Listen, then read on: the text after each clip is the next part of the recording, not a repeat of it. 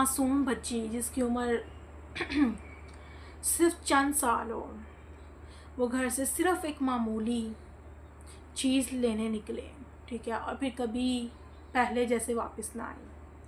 سوال یہ نہیں کہ ظلم کیسے ہوا، سوال تو یہ ہے کہ ہم کب تک خاموش رہیں گے؟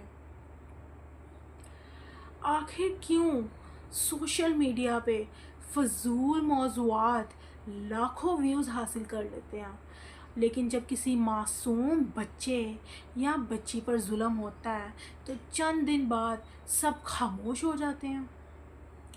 اسلام تو 1400 سال پہلے ہی انسان کی عزت، جان اور عصمت کو مقدس قرار دے دیا تھا، ٹھیک ہے؟ تو پھر ہم کہاں کھڑے ہیں؟ آج کی یہ ڈاکیومنٹری کسی ایک واقعے کی کہانی نہیں، بلکہ ہمارے معاشرے کے ایک ایسے زخم کی بات ہے جو ہر بار تازہ ہو جاتا ہے۔ اسلام صرف عبادت کا دین نہیں ہے، ٹھیک ہے، بلکہ انسانیت کی حفاظت کا دین ہے۔ ایک ایسا دین جس نے بچوں کے حقوق، عورتوں کی عزت اور مظلوم کی مدد کو ایمان کا حصہ بنایا۔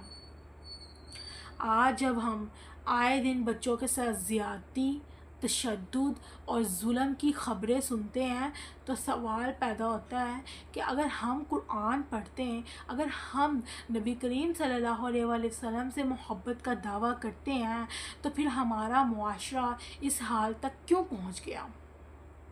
یہ ویڈیو کسی ایک شہر، کسی ایک خاندان یا کسی ایک کیس پر فیصلہ سنانے کے لیے